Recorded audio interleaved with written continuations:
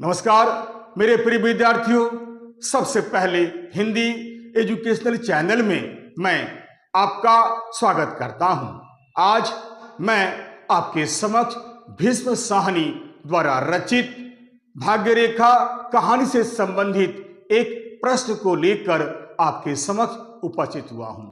इसे आप शुरू से लेकर अंत तक ध्यान देकर सुनने का प्रयास कीजिएगा। यह वीडियो आपके लिए कई दृष्टियों से उपयोगी है, क्योंकि इस वीडियो में जो प्रश्न है उसका उत्तर लगभग 100 शब्दों में समाप्त हो गया है। जी हाँ, समय नहीं लेते हुए मैं इस वीडियो को शुरू करता हूँ। जी हाँ, इस वीडियो का प्रश्न है, भाग्य रेखा कहानी का उद्देश्य या संदेश या प्रतिपाद्य अपने शब्दों में लिखिए। वीडियो शुरू करने से पहले मैं आपको यह बता दूं कि इस प्रश्न का उत्तर लगभग 100 शब्दों में समाप्त हो गया है, अतः यह वीडियो आपके लिए कई दृष्टियों से उपयोगी है। तो चलिए शुरू करता हूं। भीष्म साहनी द्वारा रचित भाग्य रेखा कहानी का उद्देश्य या संदेश या प्रतिपाद्य। जी हाँ, उत्तर इस तरह लिखा जाएगा। भाग्य रेखा भीष्म साहनी जी की एक सुप्रसिद्ध कहानी है। यह एक व्यंग्यात्मक कहानी है। इस कहानी के माध्यम से कहानीकार ने दरअसल ऐसे लोगों की मानसिकता पर करारा व्यंग्य किया है जो भाग्य तत्व को सर्वोपरि मानते हैं और कर्म तत्व को गौण मानते हैं, जबकि सत्य कुछ और है। यह कहानी तनाव और द्वंद्व के बीच से गुजरते हुए मनुष्य की भाग्यवादिता पर गहरी चोट और व्यंग्य करते हुए कर्म के महत्व को प्रतिपादित करती है। लेखक भाग्यवाद का विरोधी है और कर्मवाद का समर्थक है। यही कारण है कि लेखक व्यक्ति को कर्मवादी बनाना चाहता है, भाग्यवादी नहीं। इस कहानी के विविध प्रसंग इस सत्य को उद्घाटित करते हैं कि भाग्य कहकर कुछ होता ही नहीं है, बल्कि कर्म ही सब कुछ है। जैसे ज्योतिषी और बूढ़े यजमान का प्रसंग। जब ज्योतिषी धन कमाने के उद्देश्य से बूढ़े आदमी का हाथ देखता है और उससे कहता है कि तुझे धन मिलेगा, तो बूढ़ा आदमी उसे एक थप्पड़ मार देता है और कहता है कि मुझे धन मिलेगा।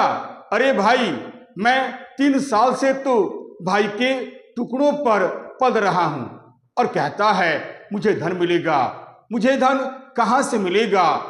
अतः तुम मेरे भाग्य को ठीक से पढ़ो। तो वह फिर पत्नी के भाग्य से धन मिलने की बात कहता है, तो वह कहता है कि अरे वही तो 4 बच्चों को छोड़कर अपनी राह चली गई है, तो फिर बता मुझे धन कहां से मिलेगा? ज्योतिषी इसका कुछ जवाब नहीं दे पाता है। यह सब देखकर ऐसा लगता है जैसे वह थप्पड़ ज्योतिषी के गाल पर न पड़कर सीधे भाग्य के मुंह पर पड़ा हो। कुछ देर के बाद वहां एक भीमाकार यानी बहुत बड़ा जुलूस आता है। बूढ़ा यजमान क्रुद्ध होकर ज्योतिषी को भीमाकार जुलूस दिखलाकर उसकी आंखों में आंखें डालकर मुस्कुराते हुए अपनी 5 अंगुलियां जो कटी हुई है हथेली को ज्योतिषी के सामने खोल देता है और कहता है कि फिर देख मेरी हथेली, तू कैसे कहता था कि मेरी भाग्य रेखा कमजोर है? उसके कहने का अर्थ यहाँ यह था कि हाथ पर हाथ रखकर बैठने से किसी को कुछ नहीं मिलता है। सबको कर्म करना पड़ता है, तब जाकर भाग्य बदलता है। कहानी की ये दोनों घटनाएं दरअसल कर्म में विश्वास और निराशा में अविश्वास को दिखलाती है। अतः भाग्य रेखा कहानी मजदूरों की इच्छा शक्ति और मनुष्य की कर्मवादिता की कहानी है। इस कहानी के माध्यम से लेखक हमें यह संदेश देना चाहता है कि मनुष्य के बीच जो भेदभाव की रेखाएं हैं वह हमेशा हमेशा के लिए मिट जाए।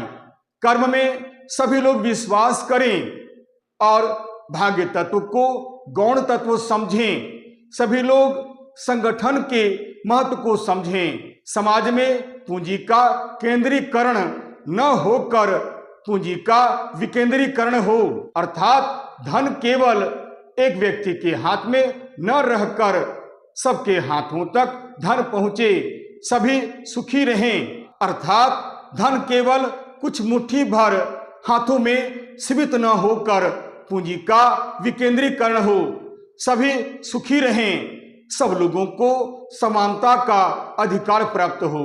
अतः भाग्य गौण तत्व है और कर्म ही श्रेष्ठ है, कर्म ही सब कुछ है।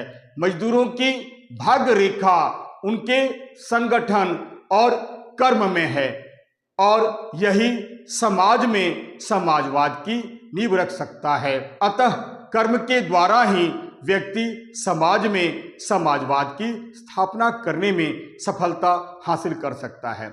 आशा करता हूं आप इस वीडियो को देखने के बाद भीष्म साहनी द्वारा रचित भाग्य रेखा कहानी का क्या उद्देश्य है, क्या संदेश है और क्या प्रतिपाद्य है, इसे आपने अच्छी तरह से समझ लिया होगा। यदि यह वीडियो आपको अच्छा लगता है, समझने योग्य लगता है, तो आप इसे लाइक करें, शेयर करें और तो और सब्सक्राइब करना बिल्कुल नहीं भूलें। तब तक के लिए नमस्कार, धन्यवाद।